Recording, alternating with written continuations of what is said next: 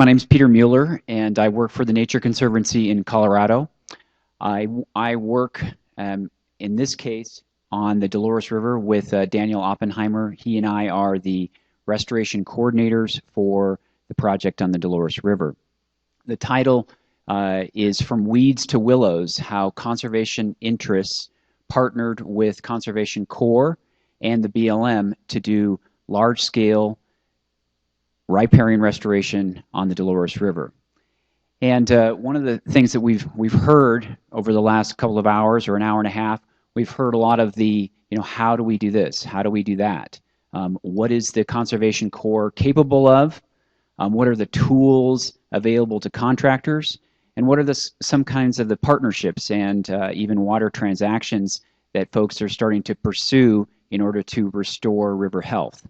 And so I'm going to step back a little bit and try to tie some of these different pieces together to talk on a large scale. How do you create this partnership? What's going to enable an organization to start partnering with others and grow from a couple of organizations, namely the Nature Conservancy and the Tamarask Coalition, to begin broadening that scope of partners to create a plan and to create a process to manage and implement, in this case, a 10-year, $5 million restoration project that crosses 2 states, 6 counties, and 4 BLM offices. So hopefully, by the end, we'll have lunch and a better understanding of how all these pieces fit together. A little bit of the story of the Dolores River. It's a wonderful river in southwestern Colorado and southeastern Utah. It's a little bit like the story of the West. As settlement took over in the 1800s and into the 1900s, we began to harness the waters of the Dolores River and continued the settlement of ranchers and farmers throughout the basin. In this case, let's see if I get this. In this case, water development was initiated in 1888 with the Great Cut, and later on, the Dolores Project was authorized in 1968, financed in 76, and completed in 1986. One of the things that's so interesting to me is trying to understand how, as a conservation group, how do we think about the history of the Bureau of Reclamation? That in this case, for the Dolores River, it's a river that makes up about 300,000 acre-feet of water. When you look at the scale of the Colorado Basin, 15 million acres plus or minus, it's a relatively small watershed. But at the same time, 300,000 acres is a lot of acres. It's a lot of water. And one of the things that I struggle with is this relationship between what was once a significant river to what it now has become. And roughly 10% of the river is now flowing, is now kind of the basis of the flows for the Dolores River. And how do you get your arms around that? Does 10% make up a river? And the answer is very, I think, nuanced, because the river is not going to return to where it once was. And the change of that hydrology is what we're working to remediate. How can we create a healthy river system when you've taken away 90% of the water? And how do we work with the partners that indeed were behind the development of that water in the first place? So some really interesting perspectives there. One of the things that I'd encourage is the whole big picture understanding of water in the West. I think first and foremost, Cadillac Desert, wonderful history of the Bureau of Reclamation from a bit of a conservation perspective, but by all means, a good history of why we developed water in the West. Another one, this is more of an adventure story about rafting the Grand Canyon of the Colorado River in 36 hours. But it intertwines the development of Glen Canyon Dam and how in 1983 the river literally peaked and Lake Powell was full. Now we have a very different set of problems right now, where our lake storage and Meade and Powell are half and a third of what they should be. And that sets up the current crises that we've heard about this morning. As we look at, how do we get water to the Delta, that's going to be harder and harder as we look at the current lake levels that are so far below a normal lake level of Powell and Meade. And the last one, Boys in the Boat. This is a story, I just read this over Christmas, and I want to kind of set it up because it ties right into the Conservation Corps. This is a story about the University of Washington. I grew up in Seattle, so it really piqued my interest. But it's a story of these rowers that grew up in the Northwest. They were logging, and they were also building dams. At the time of the Depression, the Conservation Corps, and we heard about this earlier in the history of the Conservation Corps movement, it was a response to the Depression. It was a response to the need to create jobs and job training and opportunities and economic activity. And I thought that was really interesting because as the main character in this story, Joe, one of his summers is based on the Columbia and the Grand Coulee Dam, and constructing this magnificent dam that would generate electricity at a discounted rate that would allow us to pump out more aluminum planes to fight the war against the Germans. And so it was this wonderful kind of history of the West and how we've had to rely on our labor resources to overcome adversity. And what's interesting to kind of tie it back into restoration is, so now here we are, almost 100 years later, we're using those same kinds of resources, whether they're human from the Conservation Corps or technological, like Sparky detailed earlier today, to address some of the problems that we've created as a result of our settlement. The settlement isn't bad. It's not a tainted history. It's simply a history of our human existence and our need to take care of each other. And so now the circle comes, back to the start, where we're looking and spending more and more time and attention and resources on taking care of these altered landscapes that we've changed over time. So back to the Dolores River, a spectacular river flowing out of the San Juans, the South San Juans, near the town of Dolores and the town of Telluride, and it flows over 200 miles all the way to its confluence with the Colorado River. Here, Amanda Clemens from the BLM and Daniel from the Tamarisk Coalition, we're planning our implementation work for the coming year. This is in the wilderness study area. It's about halfway down towards the Colorado River, and we have lots going on. Here's Tamarisk that's being monitored for the leaf beetle in 2007.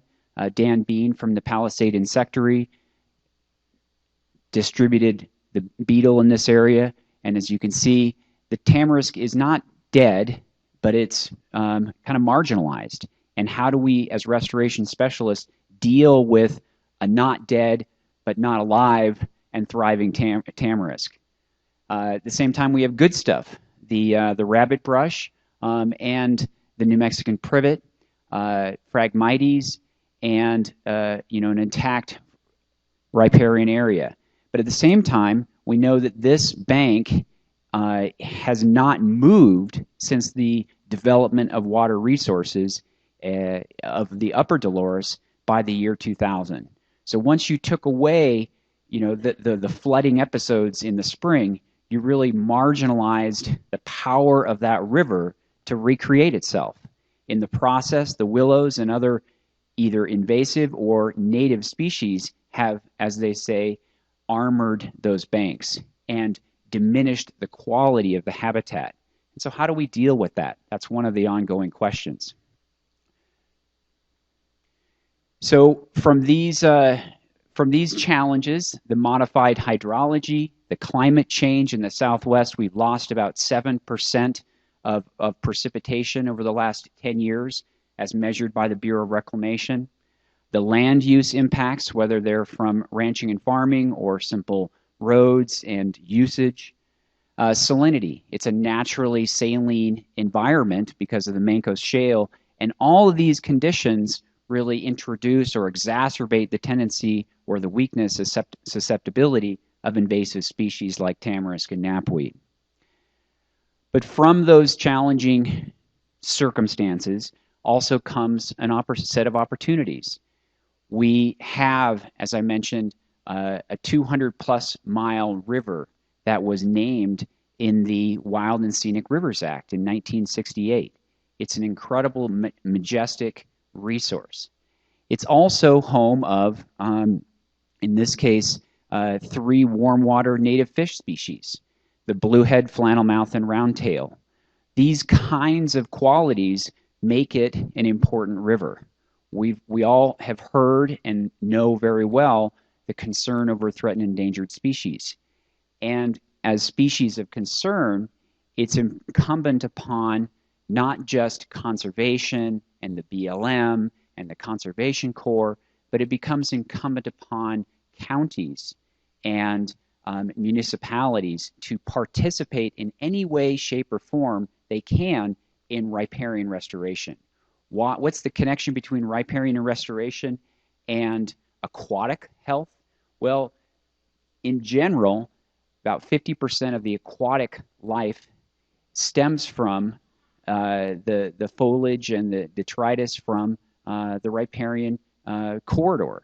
And so if you take care of your riparian corridor, you're going to at least advance to some degree the health and livelihood of what's in that river itself. So there's a lot of reasons to rally the troops and get engaged. From that need, here we have a compromised or a challenged river, and the presence of invasive species comes a vision that the Dolores River watershed is dominated by native vegetation, and the riparian areas of the watershed continue to become more naturally functioning, self-sustaining, diverse, and resilient over time. We heard a lot about the word, I think it was, thank you. We heard a lot about resilience, and I think that's the kind of thing that we're working here on this partnership. We've got to hang in there over time to see the benefits we're looking for. So first and foremost, if you have a vision, then you need a plan.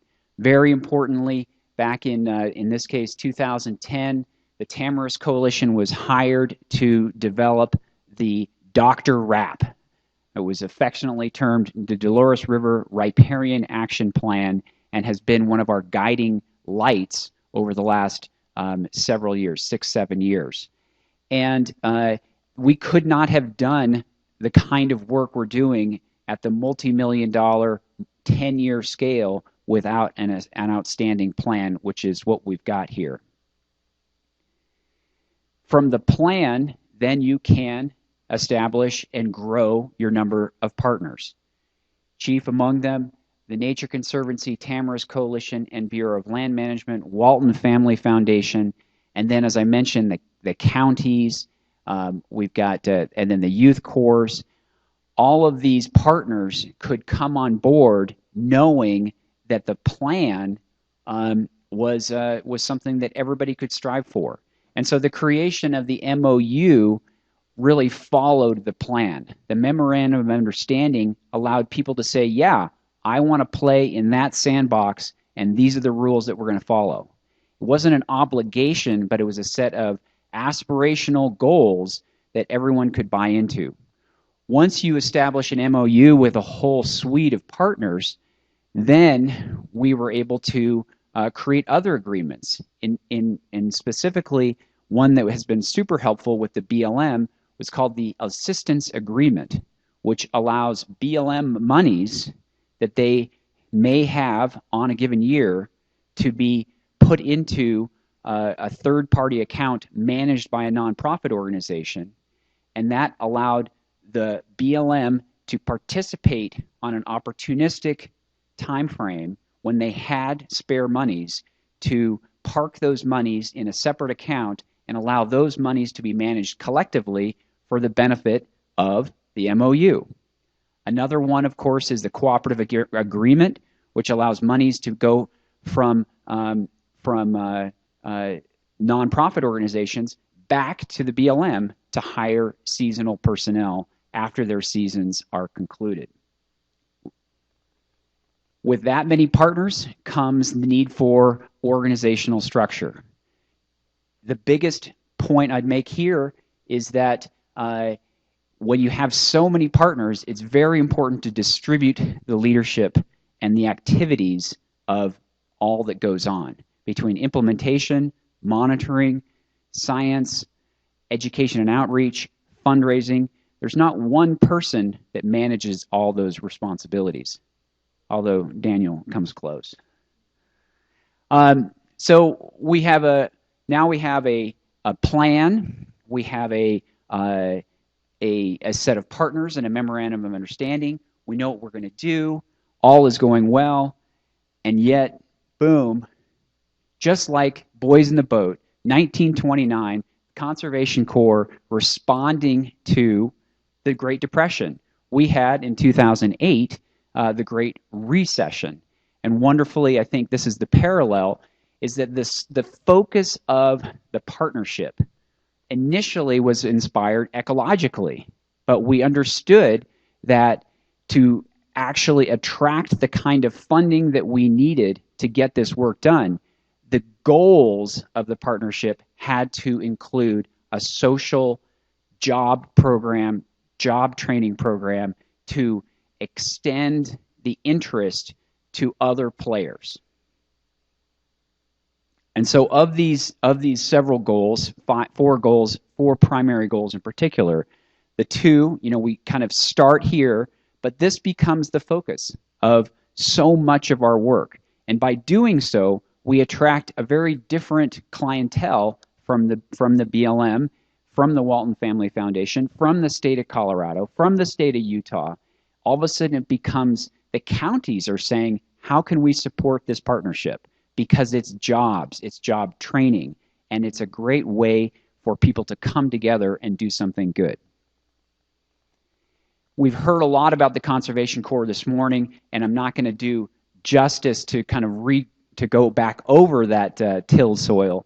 But the wonderful thing, I think, is that as I've been part of this from a program manager perspective and a planner, if you will, is that it does indeed become, as we heard earlier, kind of the human component, and something that is really wonderful to see and feel is how this work is impacting positively young adults, men and women. We heard about all the training. We heard about what, as a result, the Corps is getting out of this. And for our project alone, we're talking about over 250 young adults engaged since 2009. And we met with the head of the Colorado BLM earlier, or late last year, and I remember the look on her face when we cited the 250 jobs created over the last 5 years. It was as if just a light bulb went off in her eyes. And that's the kind of impact that we're talking about needing to pull on in order to create funding for this kind of opportunity. As I mentioned, right now we're over $4 million in funding, and so much of that has come not just because of the ecological reasons, but because of the social reasons. Stewarding the stewards. Another thing that I think is really important is, in addition to the Conservation Corps, the BLM has been so important to keep as active partners in this whole process. More pictures of the field.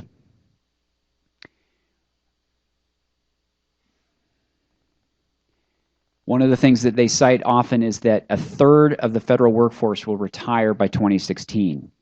That's the kind of leverage that we're looking to create in exposing the Conservation Corps, giving the Conservation Corps opportunities to do this kind of work.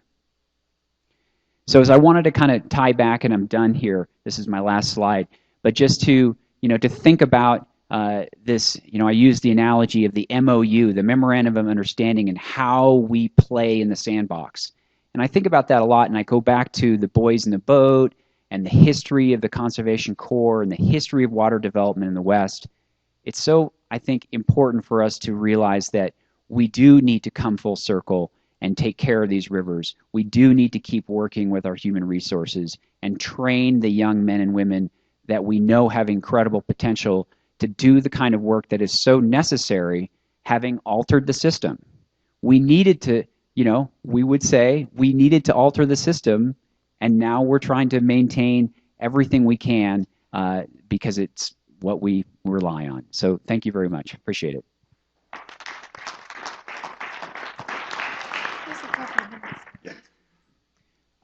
We have a couple minutes for questions. Yes.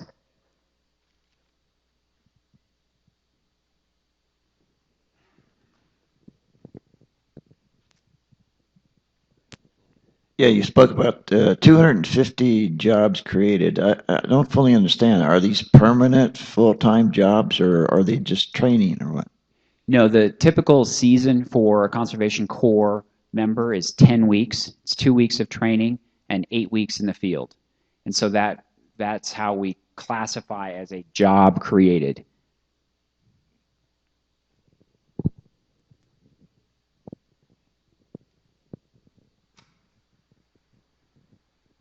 Yeah, in the back.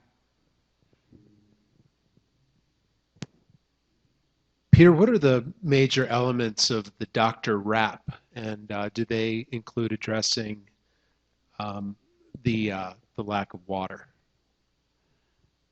The major elements, it's on a website, Dolores River Restoration Partnership. If you Google that, you'll see the website. And I'd say the major value of Dr. RAP was, number one, an inventory of what's there and a set of goals that we want to achieve. I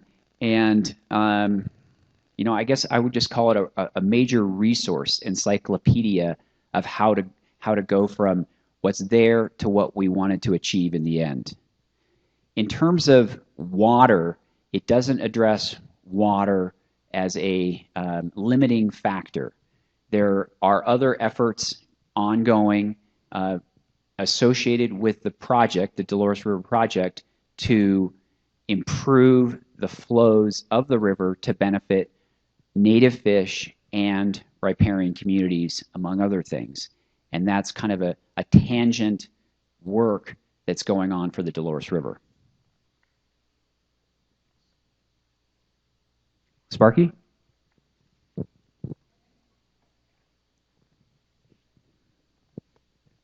Yeah, I just wanted to add a little bit to the jobs question. A lot of the young adults, their first exposure has been that 2 weeks training, 10 weeks on the ground.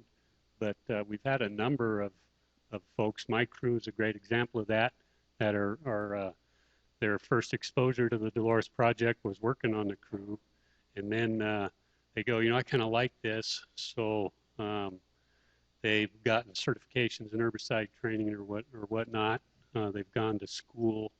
My crew is in their 5th year. They began as crew members. Now they're full time, getting certified, and planning on doing it for a career, which is really cool.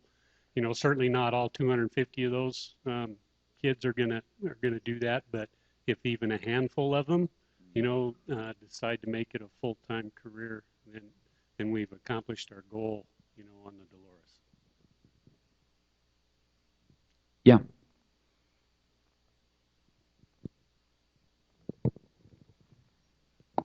And I'll just add to that, we in the Verde watershed have been able to leverage some of our interns with the Arizona Conservation Corps and use them in the riparian restoration over the fall and winter, and up in the uplands with the For Forest Restoration Initiative for weed surveys and treatment for the rest of the year. So we actually have had interns for multiple years working on these projects and expanding their knowledge. And then unfortunately we lose them as they get hired into other permanent positions. But, you know, we keep training this base, and that's the whole point of it, is to build that knowledge, and those people that are interested have the opportunities to continue through this process. I mean, through these programs. It's not just 8-10 weeks unless that's all they want. There's usually opportunities to work on multiple projects throughout the year.